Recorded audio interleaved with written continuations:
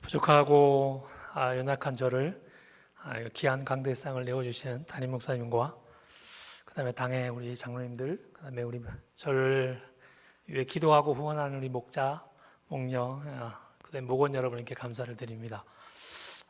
제가 오면서 그동안 계속 기도의 후원만 받고 물질의 후원만 받고 이렇게 함께 말씀을 나눌 수 있어서 너무 감사합니다. 인도네시아에서는 인사를 합니다. 아침에 일어나면 슬라마 빡이라고 하고, 점심 때는 슬라마 시앙이라고 하고, 3시경은 슬라마 소레라고 하고, 지금 저녁은 5시 이후에는 슬라마 말람이라고 합니다. 다 같이 해볼까요? 슬라마 말람. 네, 제가 인도네시아어 배울 때 이 슬라마 말람만 한 달 걸렸습니다. 입에서 안 나와요. 인도네시아 사람들을 뵈면 이 말이 안 나와가지고 쑥스러워 도망가고 했습니다. 저는 인도네시아에 사역하고 있는 최동식 선교사고요. 인도에서 15년 사역을 했습니다. 하이드라바드라고 하는 곳. 대부분 하이드라바드 그러면 어디냐고 묻는데 인도의 중부 하이드라바드라고 합니다. 그래서 거기서 15년 동안 팀으로 함께 사역을 했고, 인도네시아가 어려워지면서 인도네시아로 2018년 12월 24일 크리스마스 전날 비행기를 타고 인도네시아를 갔습니다. 그래서 인도네시아에서 적응하고 어렵게 언어를 1년 했는데, 저희는 인도에서는 제가 아내 머리를 깎고 아내가 제 머리를 20년 동안 깎았습니다. 그래서 어느 날 머리를 깎는데 아내가 놀라더라고요. 머리카락이 없다고. 그래서 머리카락이 다 빠지도록 언어를 했습니다. 그리고 고민했지요. 어떤 사역을 할까? 한번 영상을 한번 틀어서 보여드렸습니다. 영상을 제가 짧게 했습니다. 빠르게. 그냥 저를 찾으려고 하면 못 찾고요. 그냥 영상을 한번 쭉 보시면 좋겠습니다. 영상을 틀어주십시오. 이 찬양은 인도네시아어 찬양입니다. 여러분 잘 알고 있는 찬송가의 내용입니다. 제가 설교했고 했던 사진들이고요. 제가 인도네시아에서 선교 훈련 시키고 있는 사진들이고요.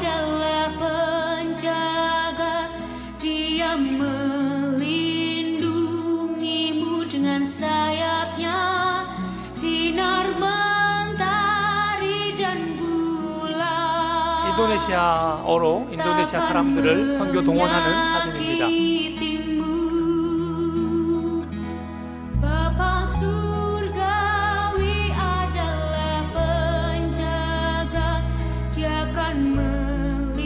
저거는 인도네시아에서 사역하고 있는 선교사들에게 선교 동원 훈련을 시키고 있는 것이고요. 제 아내가 마더와이즈 사역하고 있는 것이고요. 저건 찐따바짜라고 책을 읽어주는 작은 도서관을 열어주는, 그래서 종족의 작은 도서관을 가지고 들어가는 겁니다.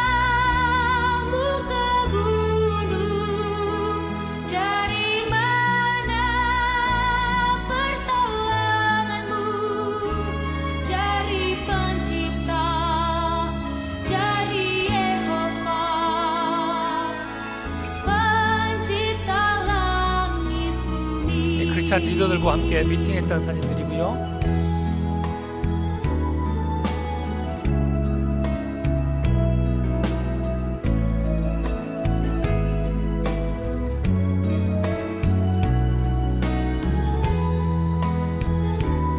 멤버 케어한 사진들입니다.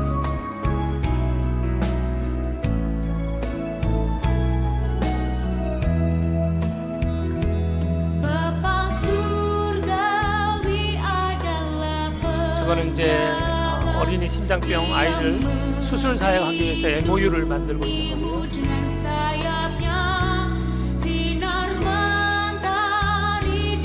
저희가 후원하고 있는 아이들이고요. 감사합니다. 영혼 구원을 하여 제자 삼는 교회가 가정교회의 모토이지요. 저희 선교도 영혼 구원하여 제자 삼아 생명을 낳는 그런 사역을 하는 것이 저의 소망이기도 합니다. 한번 PPT 한번 띄워주실래요? 인도네시아 알아보기. 혹시 인도네시아 선교사가 이 교회에 왔다 갔나요? 인도네시아에 대해서 얼마나 아나요? 많이 아시나요? 많이 아시면 고개를 끄덕거리시면 제가 안 하고 넘어갈 수 있습니다. 예, 인도네시아를 잠깐 설명하도록 하겠습니다. 저희 가족 사진입니다. 가족이라 하야 중학교 3학년 때 되면 다 떨어져서 부모를 떨어져서 생활을 했고요. 까만 옷 입은 아이가 저희 딸입니다. 대학원에 올해 입학을 해서 내일부터 학기가 시작합니다. 대학원 1학년생이고요. 저 아들은 1월 30일 날 군대 전역하고 2학년으로 복학을 합니다. 내일부터. 그리고 저희는 내일 모레 인도네시아로 떠납니다. 저희가 한국에 올 때 몇 가지 해야 될 일을 가지고 왔습니다. 그것이 우리 아이들 방구해 주는 것. 애들이 제대했으니 갈 데가 없어서 기도하면서 보내는 것이 명동에 있는 성도교회가 학사관을 운영하고 있습니다. 그래서 그 학사관에 우리 아이를 넣었습니다. 그리고 딸내미가 그 학사관에 있었는데 대학원을 가면서 자취를 하게 돼서 학교 뒤에 지하에 작은 방을 하나 구해줘서 그 반지하의 작은 방에 우리 딸이 아주 행복해하는 모습을 보면서 제 마음이 조금 찡했습니다.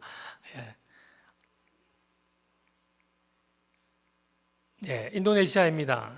인도네시아라고 하는 의미는 인도양의 섬들이라고 하는 뜻이 담겨 있습니다. 별칭이 있는데 여러분 그 라디오에 방송에 보면 종종 나오는데 적도의 푸른 보석이 인도네시아입니다. 그리고 여기 PPT 앞에 거 한번 보시면 저게 독수리 모양이 있죠. 밑에 깃이 8개가 있고요. 그 다음에 옆에 날개 깃이 17개 있습니다. 8월 17일 날 인도네시아가 해방된 날을 의미해서 저렇게 가로다를 만들어 놓았습니다. 저것이 가로다 판차실라라고 이야기하는데 인도네시아 모든 선교사들이 가장 많이 이야기하는 것이 판차실라입니다. 국가 이념, 인도네시아 국가를 건설할 때 가지고 있는 이념들입니다. 그래서 저게 독수리 가운데 물소도 있고, 그죠? 식량도 있고, 별도 있고, 별은 믿음을 의미하고요. 그 다음에 식량은 식량은 저걸 의미하죠. 정의, 사회 정의를 의미하고, 그 다음에 사슬이 보일 겁니다. 사슬은 이상을 의미하고요. 바냐트리는 단결을 의미합니다. 그 다음에 물소가 하나 있는데요. 물소는 인도네시아의 민주주의를 상징하고 있습니다. 그리고 독수리가 아주 힘주어 잡고 있는 게 뭐냐면 다양성 속의 통일이라고 하는 말입니다. 인도네시아어로 되어 있습니다. 인도네시아는 2억 7천의 인구가 살고 있습니다. 섬은 약 17,000개의 섬으로 되어 있습니다. 그 중에 한 6,000개 섬에 사람이 살고 있고요. 언어는 한 700개, 방언을 포함해서 되어 있습니다. 그래서 자카르타에서 파푸아까지 가는 시간이 비행기로 7시간 걸립니다. 자카르타에서 한국 나오는 시간이 7시간 걸립니다. 그리고 인도네시아도 동일하게 우리나라처럼 식민주의를 겪었습니다. 약 한 400년 가까이 포르투갈이나 영국이나 네덜란드 그런 나라들로 인한 식민지를 경험한 나라이고 1945년 8월 17일 날 해방과 동시에 인도네시아가 하나의 국가가 되었습니다. 왜 식민지가 역사가 중요하냐? 우리나라는 그렇지 않는데 대부분 아시아권에 라오스나 인도네시아나 인도나 이런 모든 아시아권의 나라들이 식민지를 경험한 나라들입니다. 그리고 아이러니하게 식민지를 경험한 나라들이 지금 미전도 종족으로 남아 있습니다. 그러니까 여러분이 많이 들었던 10 내지 40창이라는 얘기, 10 내지 40창 안에 미전도 종족이 가장 많이 살고 있다라고 하는 겁니다. 그만큼 식민지를 경험하면서 복음이 총과 칼과 함께 들어왔기 때문에 이 사람들에게 복음은 식민지, 우리를 핍박했던 사람들로 생각하기 때문에 복음을 거부하고 있습니다. 87%의 사람들이 무슬림으로 인도네시아에 살고 있습니다. 크리스찬은 한 6%밖에 되지 않습니다. 그리고 대부분이 인도네시아는 미전도 종족으로 이루어져 있습니다. 그리고 인도네시아는 크게 5개 섬을 이야기합니다. 그래서 자카르타, 칼리만탄, 수마트라, 슬라웨시, 그 다음에 파푸아, 이 5개가 가장 큰 섬이고요. 제가 살고 있는 섬은 자와 섬입니다. 여기는 보시기에 무슨 색깔입니까? 저기 연두 색깔 있죠. 연두 색깔이 자와입니다. 그 다음에 좀 진한 색깔, 초록 색깔은 수마트라고요. 그 위에 빨간 점이 하나 딱 있는 섬은 깔리만탄입니다. 그 다음에 모양이 이상하게 이렇게 생겼죠. 이렇게 다리 모양으로. 저기 슬라웨시고요. 노란 색깔이 파푸아입니다. 노란 색깔이 크리스찬입니다. 파푸아가 크리스찬이 90%가 넘습니다. 그런데 이제 인도네시아 정부가 좀 섞으려고 무슬림들을 의도적으로 그 나라로, 그 파푸아 지역으로 보내고 있고, 많이 지금 이슬람 사원이 세워지고 있습니다. 저기 색깔을 보면 초록 색깔이 현대 이슬람을 말하고요. 그 연두 색깔이 그 전통 이슬람을 말하고 있습니다. 그래서 전부 다 색깔이 보면 초록과 연두로 되어 있습니다. 크리스찬은 어디에 있죠?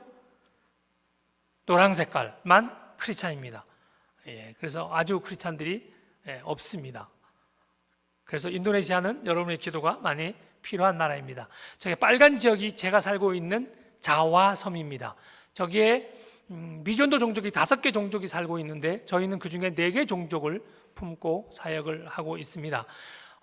한국도 마찬가지지만 도시화 현상으로 인해서 저 자와섬에 2억 7천의 인도네시아 인구의 1억 6천이 저 땅에 살고 있습니다.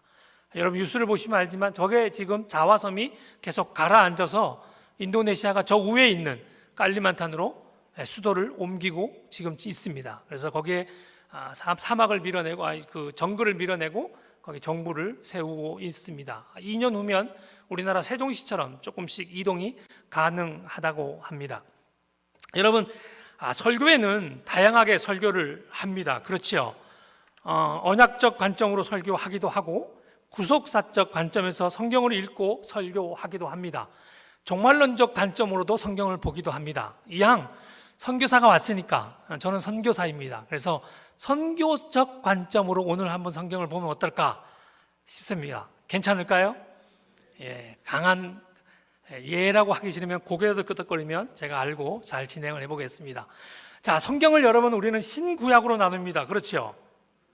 자, 성경을 선교학적으로 한번 나눠봅시다. 그러면 신구약으로 나누지 말고 한번 여러분 나눈다면 어떻게 나누겠습니까? 아시는 분 있나요? 없어요? 그냥 신구약으로만 나누고 계셨구만요. 그죠? 제가 가정교회를 1년간 다녔습니다. 텍사스 휴스턴 제일교회도 갔었고요. 목회자 세미나도 갔었고요. 가정교회에 대해서는 저도 1년간 열심히 섬겼습니다. 우리 목녀가 매주 밥을 준비하는데 놀라지 마십시오. 100불에서 200불을 준비했습니다. 매주 식사를 준비하는데 100불에서 200불을 준비하는 거예요. 제가 놀랐어요. 제 아내와 제가 매주 한 번도 365일 매주 금요일마다 목장 한 번도 안 빠졌어요. 안식년 선교사가 그렇게 열심히 목장을 간 적이 없습니다. 그래서 그때 그 목녀에게 물었습니다. 그랬더니 목회자의 마음을 갖고 있더라고요. 제가 많이 부끄러웠던 그런 경험들이 있습니다. 한번 성경을 나눠볼까요? 자, 서론과 본론을 한번 나눠볼게요. 자, 서론과 본론을 나눴어요. 자, 머리로 생각해 보세요. 자, 서론, 본론 나눴습니다. 그러면 서론은 어디까지가 서론이고 본론은 어디까지가 본론일까요? 오늘 제가 성경 구절을 읽었으니까 어디까지가 본론일까요? 서론일까요? 쉽게 말해서 창세기 1장부터 창세기 11장까지를 서론으로 보십시다. 뭐라고요? 서론. 창세기 1장부터 창세기 11장까지 서론입니다. 그럼 본론은 창세기 12장부터 어디까지? 계시록까지가 성경의 본론입니다. 자, 우리 성경학적으로 한번 오늘 저와 여러분이 한번 공부했으면 좋겠습니다. 자, 하나님께서 천지를 창조하셨습니다.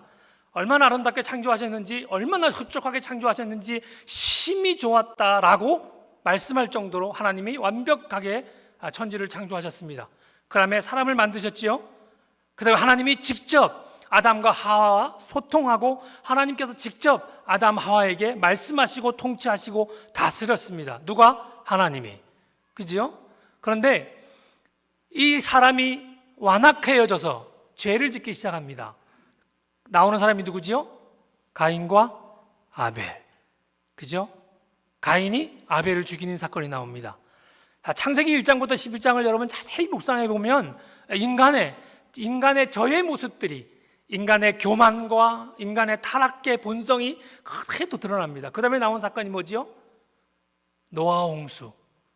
노아 홍수는 왜 일어났어요? 교만해서? 아니에요. 타락해서. 그죠? 그 다음에 일어난 사건이 뭐죠? 하나님이 노아를 가정을 두고 물로 다 쓸어버리셨습니다. 여러분 한번 묵상 한번 해보시죠. 하나님이 그 아름답게 창조한 그 땅을 싹 쓸어버릴 때의 하나님 마음은 얼마나 아팠을까? 그거 생각하면 참 못 견디는 아픔들이 우리 가운데 있어야 되지 않을까라는 생각을 합니다. 그 다음에 일어난 사건이 뭐죠? 바벨탑 사건. 바벨탑 사건은 왜 일어났죠? 교만해서. 타락과 교만과 하나님도 어찌할 수 없는 교만이 끝을 다 향하여 달려가는 인간의 모습을 바벨탑 사건을 통해서 볼 수 있습니다. 그리고 하나님께서 창세기 11장 9절 말씀에 어쩔 수 없어서 어떻게 하죠? 언어를 혼잡케 하시고 바벨탑을 무너뜨리게 합니다. 그리고 온 지면으로 흩으셨습니다. 그 흩으셨을 때 하나님은 어땠을까? 하나님이 흩으셨습니다. 몇 개로 흩으셨을까요? 몇 개 민족으로 흩으셨을까요? 성경을 보시나요?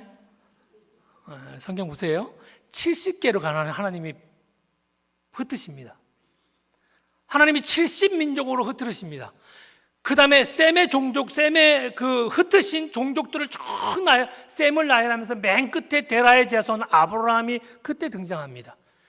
그리고 12장에 하나님이 아브라함을 불러내셔서 아브라함에게 오늘 읽었던 말씀 뭐지요? 두 가지 하나님이 사명을 주십니다. 자, 우리가 서론의 인간의 타락과 하나님의 흩으심, 하나님이 직접 나타나셔서 아브라함과 하와와 노아와 모든 이스라엘 백성들을 직접 통치하셨던 하나님께서 흩으신 이후에는 바꾸십니다. 전략을 수정하십니다. 어떻게? 직접 통치하지 않으십니다. 사람을 세워서. 그것이 누굽니까? 아브라함입니다. 그리고 창세기 2장에 하나님께서 아브라함에게 약속합니다. 뭐라고 약속하지요? 큰 민족을 이루겠다. 내가 너에게 복을 주겠다. 그러니까 너가 이런 큰 민족 가운데 뭐가 되라고요? 복이 되라. 복이 뭡니까? 복음을 전하라. 내 이웃과 내 친척에게 복음을 전하라고 하는 게 첫 번째 사명이었습니다. 그러면 70민족 흩어진 민족은 하나님이 버리셨나요?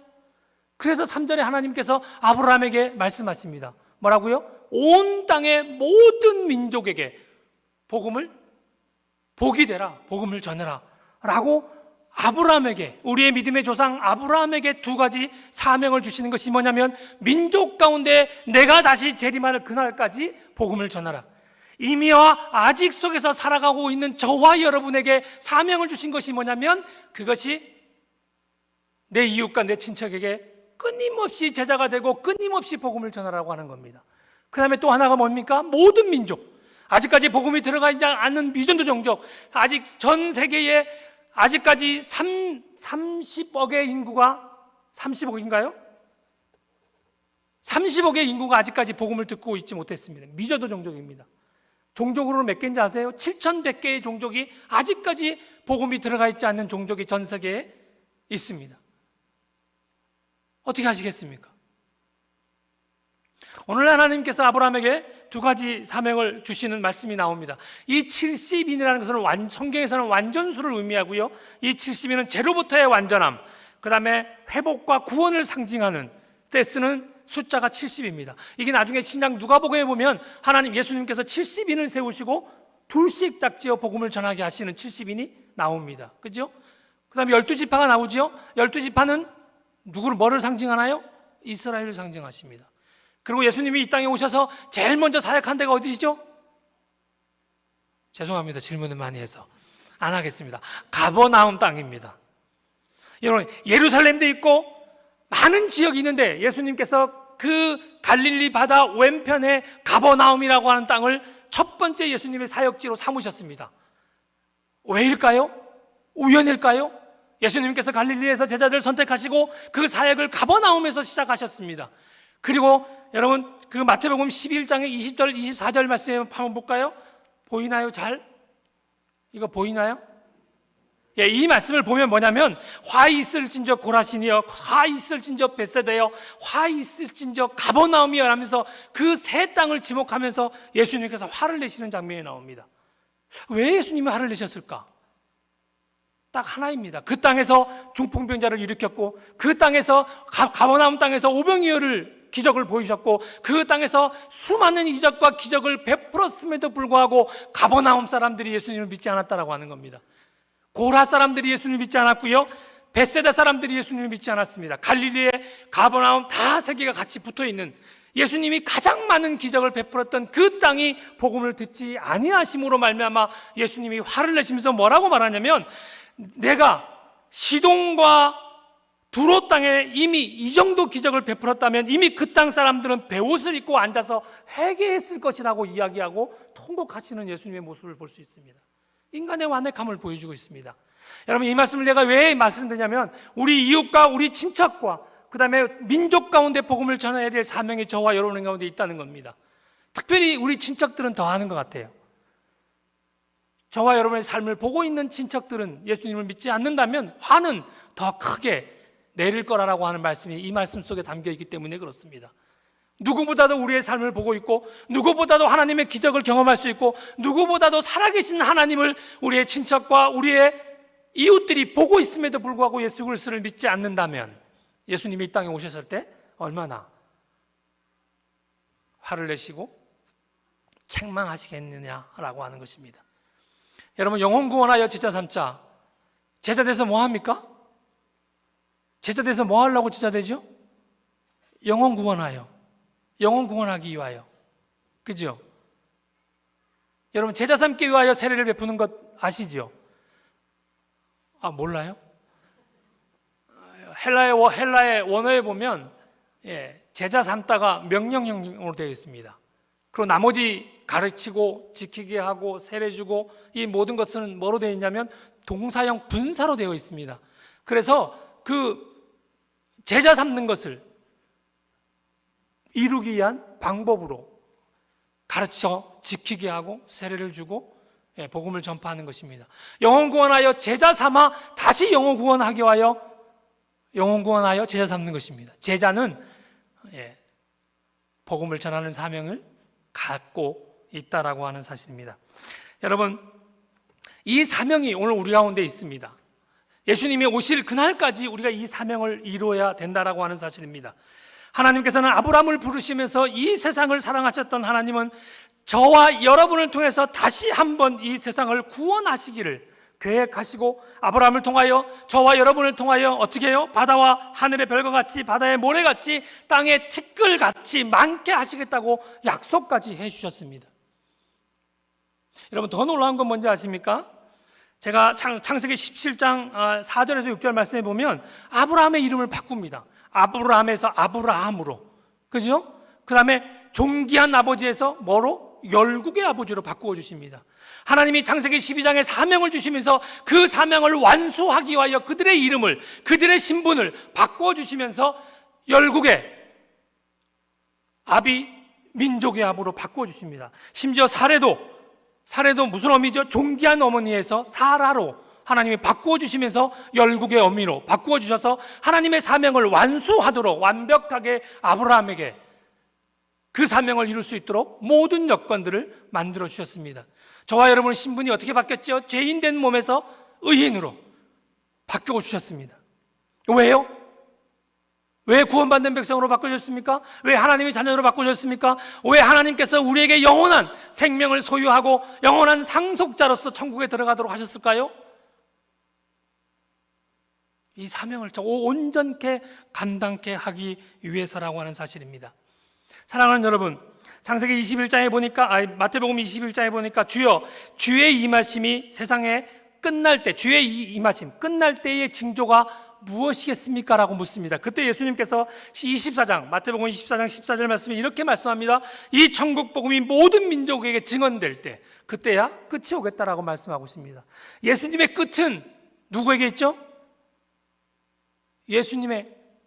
이 예수님의 재림, 예수님의 끝은 누구에게 있냐면 저와 여러분의 입술에 있다는 겁니다. 사실 여러분 이건 무섭습니다. 창세기 12장에 보면 이렇게 말씀합니다. 내가 너에게 복을 주어, 내가 너를 저주하는 자에게 저주하고 내가 너에게 복을 주는 자에게 복을 주겠다라고 말씀하는 그 저주의, 축복과 저주의 권한이 누구에게? 우리에게 있다는 겁니다. 그 정도로 막강하게 하나님의 복음 전도를 위하여 위임된 권세와 능력들이 있다라고 하는 사실입니다. 지금 우리 눈에 보이지 않아도 여러분, 우리가 저주하는 자는 저주를 받게 되어 있습니다. 우리가 복을 주는 자는 복을 받게 되어 있습니다. 반드시 받을 날이 있다라고 하는 사실입니다. 그래서 우리의 입술은 조심해야 되는 겁니다. 그래서 우리는 축복해주고, 그래서 우리는 사랑해주고, 그래서 우리는 연약한 자들을 세우려고 애쓰는 것입니다. 왜? 그 복의 권세, 저주의 권세가 저와 여러분이 있기 때문에. 그것이 어디에 쓰게 하기 위하여? 복음을 전하게 하기 위하여 그렇습니다. 사랑하는 여러분, 왜 하나님께서 이거를 맡기셨을까요? 왜 하나님의 선교를, 왜 복음 전도를 우리에게 맡겼을까요? 저는 여기가 궁금했습니다. 내가 복음을 전해보면 상대방이 싫어해요. 거절하거든요. 관계가 껄끄러워져요. 왜 이 껄끄러운 거를, 왜 이 싫은 거를 왜 우리한테 하라 했을까? 선교, 인도네시아를 내가 얼마나 잘하겠습니까? 지금도 버버대면서 설교하는데 인도네시아를. 왜 나 같은 연약한 자를 하나님이 인도네시아 선교사로 불렀을까요? 제가 어느 날 하나님 앞에 기도하면서 하나님 왜 나 같은 연약한 자가 인도네시아에 있어야 되겠습니까? 한국말 잘하는데 한국 가서 복음 전하면 얼마나 좋겠습니까? 이주민도 많은데, 예? 한국에 이주민으로 와 있는 사람들이 엄청나게 많이 있는데 왜 낯선 땅, 물선 땅 가서 복음을 전하게 할까요? 어느 날 하나님이 저에게 말씀을 읽으면서 깨닫게 하시는 게 하나 있었습니다. 여러분이 잘 알고 있는 돌들로도 아브라함의 자손을 만들 수 있다라고 성경은 말하고 있습니다. 여러분, 우리가 아쉬워서 우리에게 그것이 위임된 게 아닙니다. 하나님이 못해서 복음 전도하라고 맡기신 것이 아닙니다. 하나님이 못하셔서 세계 선교를 오늘 우리처럼 연약하고 죄 많은 저와 같은 사람에게 맡기신 것이 아닙니다. 왜 맡기셨을까요? 딱 이유는 하나입니다. 여러분, 요한복음 10장 10절에 말씀하면 양으로 생명을 얻게 하고 뭐라고요? 내 질문 안 한다 했죠. 더 풍성히 따라합시다. 양으로 생명을 얻게 하고 더 풍성히 얻게 하려 하심이라. 예, 여러분은 이미, 저와 여러분은 이미 생명을 얻은 자입니다. 그럼 예수 그리스도의 오실 그날까지 저와 여러분이 성취해야 될 것이 뭐가 있을까요? 풍성한 삶. 여러분이 그 성역공부 풍성한 삶 하잖아요. 생명의 삶, 풍성한 삶 안 하나요? 하시죠? 예, 해요. 풍성한 삶. 안 하셨다면 하세요. 풍성한 삶을 주기 위하여 오늘 저와 여러분에게 이 사명을 주셨다라고 하는 겁니다. 복음 전도를 통해서만 그리스도의 마음을 알 수 있기 때문에 그렇습니다. 여러분, 선교를 통해서 하나님의 선교가 하나님의 백성의 선교로 하나님께서 우리에게 위임하신 이유는 우리를 괴롭힘도 아니요, 우리에게 힘들게 하기 위함도 아니요, 우리를 고민거리를 만들기 위함도 아니요, 오직 하나님의 마음을 깊이 경험하고 하나님의 뜻을 깊이 깨닫고 함께 친밀하여 이 땅 가운데 승리하는 삶을 살아가도록 하나님이 우리에게 이 사명을 주셨다라고 하는 것입니다. 그래서 영혼 구원하여 제자 삼는 것, 이거는 정말로 기쁜 것입니다. 영혼 구원하여 제자 삼는 것, 그것은 정말로 하나님의 마음을 깊이 경험한 자들만 누릴 수 있는 풍성함이 그 속에 있다라고 하는 사실입니다. 믿으십니까? 정말입니다. 돌들로도 아브라함의 자손을 만들 수 있는 하나님, 하나님이 한 번만 이 자연을 통해서 겁을 주어도 벌벌 떠면서 다 돌아올 수밖에 없는 그런 능력 있는 하나님께서 오늘 연약하는 우리에게, 저와 여러분에게 맡겨진 이 사명은 하나님과 함께 동행하도록, 하나님의 마음을 깊이 경험하도록, 하나님이 지금 무슨 생각을 하고 계시면, 하나님이 지금 어떻게 이 땅을 세세하게 통치하고 있는가를 깊이 경험하여 그 뜻을 분별하여 이 땅의 장성한 분량에 이르도록 살아갈 수 있게 하기 위하여 전도와 선교를 주셨다라고 하는 사실입니다. 그래서 여러분, 기쁘게 이 사명을 감당하셔야 됩니다. 왜요? 하나님의 마음을 알 수 있기 때문에. 이 길만이 풍성한 삶을 살 수 있기 때문에, 이 길만이 하나님을 깨달을 수 있기 때문에. 우리의 믿음이 안 자라십니까? 그러면 한번 전도지 가지고 밖에 나가서 한 명에게 전해보세요. 그럼 어떤 마음이 드는지 아세요? 너무 마음이 아파. 복음을 전해보면 너무 마음이 아파. 분명한데, 그죠? 분명한데 못 믿는 거 보면 너무 마음이 아파. 그러면서 내 몸이 아픈 것만큼 내가 성숙하더라고요. 여러분, 연애에서 아픈 것만 성숙하는 게 아닙니다. 예? 여자 남자의 문제로 성숙하지는 않고요, 복음으로도 성숙해질 수 있습니다. 복음을 전해보고 안타까워 눈물 지어 복음을 전해보면 하나님의 마음을 내가 알게 됩니다. 그러면서 우리의 믿음이 나도 모르게 성장되어 가는 것을 볼 수 있습니다. 이것이 하나님의 원리이기 때문에 그렇습니다. 사랑하는 여러분, 저는 인도네시아에서 사역을 고민하고 있습니다. 선교, 여러분, 선교하면 뭘까요? 여러분, 우리 하나님의 선교라는 말을 쓰잖아요. 하나님의 선교. 근데 많은 분들이 하나님의 선교에는 관심이 없어요. 선교에는 두 가지 개념이 있습니다. 하나님의 선교, 미시오 데이라고 합니다. 영어로 M자를 대문자로 써서 미션, 이거를 선교, 하나님의 선교를 말할 때 미션이라는 말을 씁니다. 또 하나 있는 게 협의의 개념입니다. 활동들, 선교의 활동들, 하나님의 선교와 선교의 활동들, 이거를 영어로 어떻게 쓰냐면 소문자 M자를 쓰고 밑에 끝에 S자를 써서 미션즈라고 영어로 씁니다.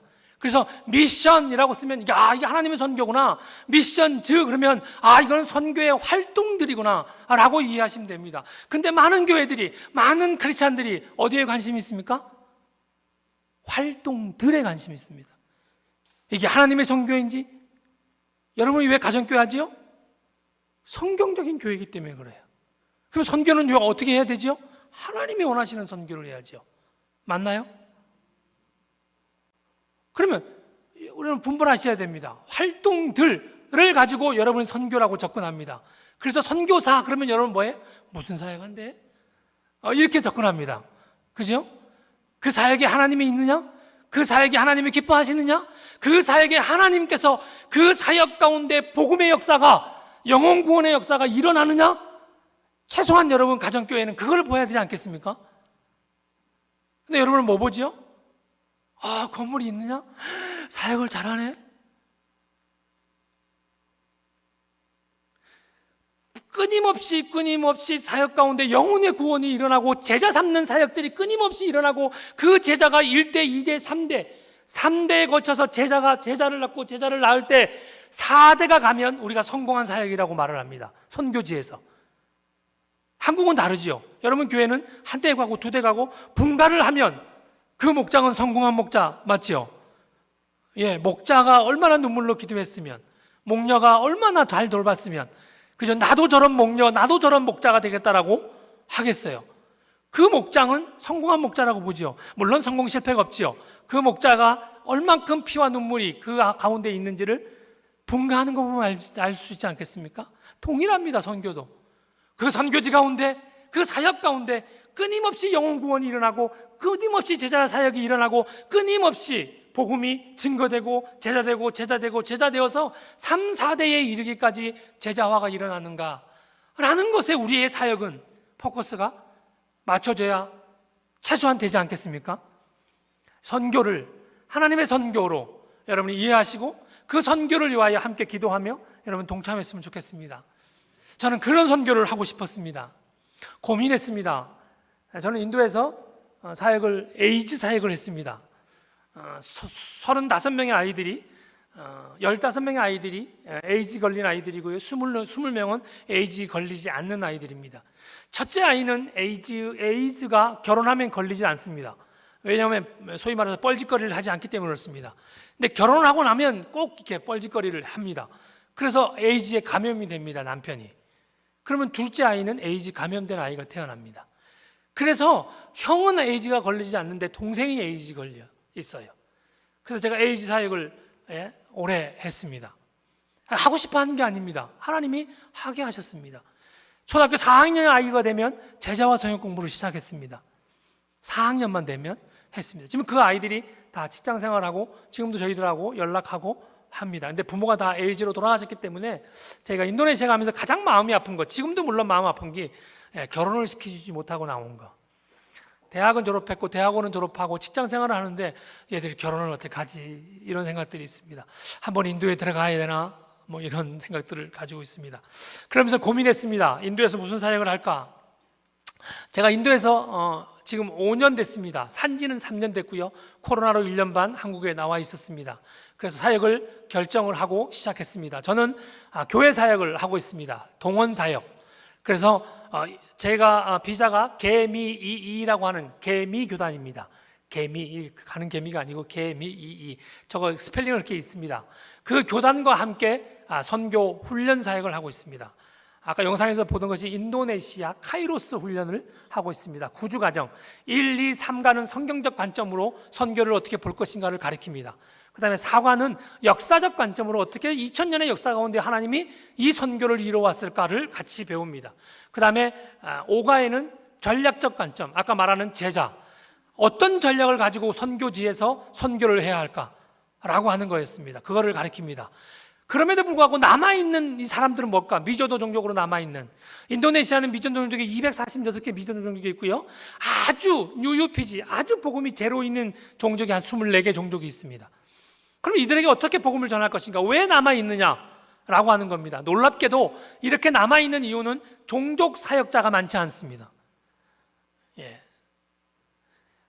최근에 조수아 프로젝트에 보면 한 20% 정도가 선교사들이, 세계 모든 20% 정도가 이 종족, 민족 사역에 인볼브 되어 있다고 말을 하는데, 최근에 저번 주에 제가 받은 자료에 의하면 1%밖에 안 된다는 자료를 받았습니다.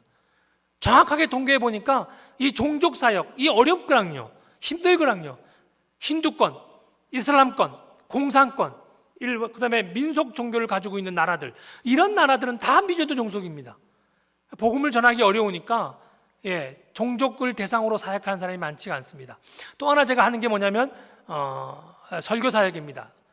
제가 희망을 갖고 있는 게 뭐냐면 제가 설교하는 것, 인도네시아 교회에게 선교라는 설교를 한 번만이라도 듣게 하자라는 것이 제가 가지고 있는 슬로건입니다. 그래서 저희가 한인 선교사 가운데 동원 사역 하시는 분들이 하고 싶다라는 분이 있습니다. 한 15명 정도. 그분들과 함께 설교들을 좀 나누고, 그리고 설교할 때 선교 설교하자라고 서로 이제 으쌰으쌰 하고 있는 중입니다. 두 번째 사역은 한인교회 사역입니다. 한인교회가 35개 있습니다. 그다음에 약 한 2만 5천 명의 한인들이 인도네시아 자카르타에 머물고 있습니다. 그래서 제가 한인교회의 선교 훈련을 하고 있습니다. 카이로스로. 그래서 인도네시아와 함께 하고 있고요. 저것이 한국교회 카이로스 하는 겁니다.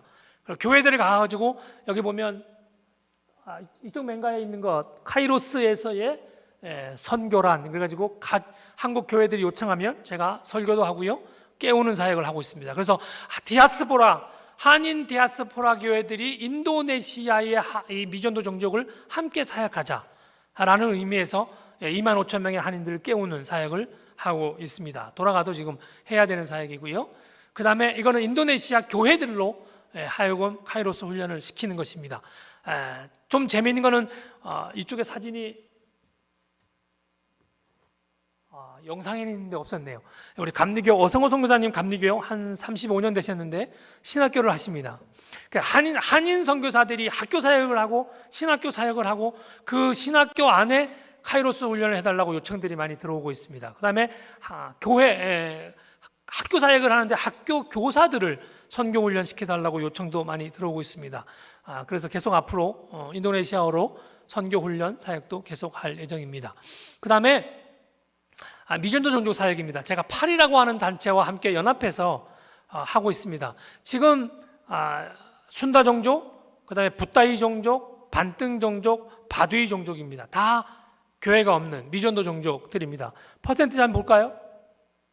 그죠? 0.13%. 붓다이가, 바두이는 더 적습니다. 바두이가 어디 있죠? 바두이는 0.02%가 크리스찬입니다. 토착교회가 없습니다. 제가 앞으로 선교 사역이 12년밖에 안 남아서 12년 만에 토착교회를 하나 세울 수 있을까? 라는 세우고 싶은 생각이 있습니다. 근데 세울 수 있을까라는 미정입니다. 그래서 팔이라고 하는 단체와 연합해서 사역을 하고 있고, 지금 가정교회가 한 170 맞지요? 여기 우리 가정교회 똑같습니다. 가정교회 176개가 있습니다. 그리고 그 가정교회를 돌보는 팀장, 물론 가정교회를 하는 분들은 전부 다 직장인들, 일반 평신도들이 가정교회를 하고 있습니다. 그 다음에 가정교회를 돌보고 있는 팀장들이 한 46명 정도 있습니다. 그래서 저는 저와 제 아내는 그 46명의 팀장들을 훈련하고 동기부여시키고 계속 가정교회를 5개 종족 안에 크리스찬들을 좀 확산시키고 있습니다. 그래서 중요한 건 뭐냐면 가정교회에서 예수 그리스도를 구주로 영접을 하면 좀 위험하지만 기성교회로 좀 갈 수 있도록 우리가 하고 있습니다. 그래서 그 방법으로는 저렇게 3가지 뭐죠? 찐따바짜를 통해서 종족 선교를 들어가려고 하고요. 그다음에 지역 방문을 저희가 이제 계속 할 것이고요. 강의를 통해서 계속적으로 사역자들이 디프레스되지 않도록 좀 계속 사역을 열심히 할 수 있도록 뒤에서 기도와 동기부여와 또 힘을 주는 사역들을 저희들이 하려고 합니다. 저 메뉴에 찐따바짜라고 하는 것은 종족에 들어갈 수가 없습니다. 외국인도 못 들어가지만 인도네시아 사람들도 못 들어갑니다. 언어가 다르고 문화가 다르고 그 종족에 들어갈 수 있는 신분이 보장이 되어 있지 않습니다. 그래서 찐따바짜라고 하는 저겁니다. 저기 작은 도서관입니다. 제가 저 찐따바짜를 방문했는데요. 저 중간에 있는 분이 중간에 있나요? 중간에 있는 건 제 아내네요. 그 옆에 있는 사람이 찐따바짜 대표입니다. 저 찐따바짜를 통해서 종족 선교로 들어갈 수 있습니다. 뭐냐면 저기 사무실이고요. 옆에 있는 저것들이 지금 책 읽어주는 겁니다. 옆에 책 있죠? 책이 몇 권을 주냐면 250권을 줍니다. 근데 그게 얼마인지 아세요? 250만 원입니다. 250만 원이 저한테 들어오면 제가 찐따바짜라고 하는 이 교육을 시켜서 5가지의 교육을 받고 종족으로 들어가서 책 읽어주는 사람, 그 다음에 위생관리, 그 다음에 재정관리, 가정관리 이런 것으로 하고 관계를 맺고 그 지역에서 복음을 뒤에서 몰래 복음을 전해서 제자훈련시키는 사역입니다. 그래서 이 찐따바짜가 종족으로 들어갈 수 있는 유일한 방법이기 때문에 저희 파리라고 하는 단체도 그렇고 저도 그렇고 이 사역을 하고 있습니다. 그래서 혹시 여러분 기도하시다가 감동되시면 가정교회 하나 세우고 싶으시면 돈이 듭니다.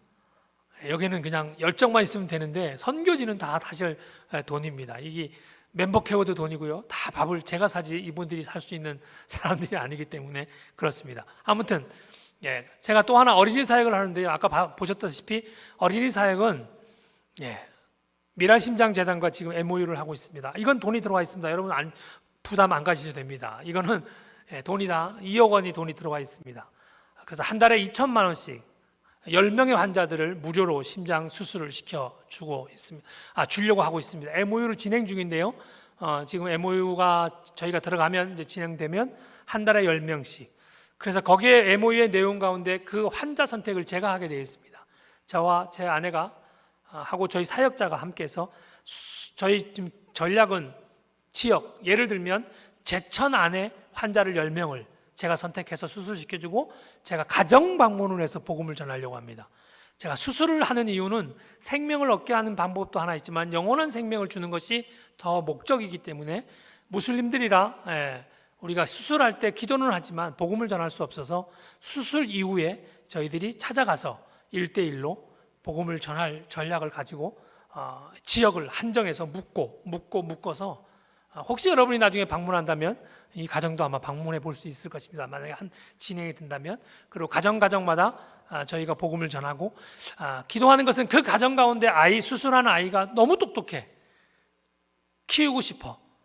그러면 장학금을 주고 키우고 싶다라는 생각을 가지고 있습니다. 그래서 그 옆에 장학금 주는 아이디가 6명 있습니다. 옆에 있는 아이는 목회자 자녀들이고요. 그 다음에 종족 사역자들, 선교사 자녀가 있고요.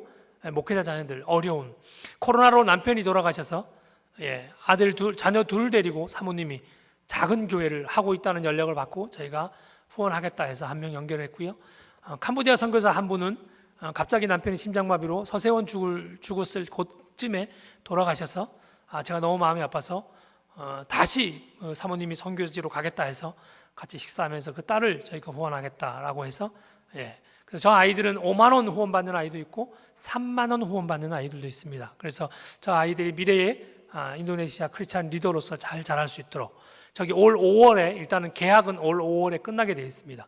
계속 이어서 할지는 그 단체가 어떻게 할지는 모르겠으나 혹시 여러분 가운데 혹시 아이들을 좀 장학금을 줘서 키우고 싶다 하시면 말씀하시면 제가 연결해 드리고 편지를 주고받을 수 있도록 해 드리겠습니다. 이게 MOU입니다. 병원장이 저희 등치가 크신 저하고 찍은 분이 병원장이고요. 저 옆에 있는 분이 아마 뭐 내과나 외과나 이런 과의 병원장입니다. 그래서 MOU를 진행하고 있고요. 지금 이제 인도네시아가 정권이 바뀌었습니다. 대부분 저희 국립병원입니다. 저기 병원장은 보건복지부 장관으로 가기도 하고 보건복지부 장관이 병원장으로 가고 여기 정부 병원이기 때문에 그래서 지금 정권 교체기에 있어서 아직 MOU가 진행이 안 되고 있고요. MOU는 마음에 든다고 했고 그래서 MOU가 진행되면 수술이 아마 될 것이고요. 우리 목장과 공유가 될 것입니다. 제 아내는 저하고 함께 다 합니다. 근데 저는 제 아내가 저보다 더 유능해서 하나를 더 합니다. 마더와이즈라는 사역을 합니다. 무슬림인 여러분 알죠? 일부 다처제 4번 결혼할 수 있습니다. 돈만 있으면. 근데 첫 번째 여자나 두 번째 여자나 세 번째 여자나 네 번째 여자나 똑같이 해줘야 됩니다. 집도 똑같은 사이즈로 해줘야 되고 방문도 똑같은 횟수로 해야 됩니다. 법적으로는.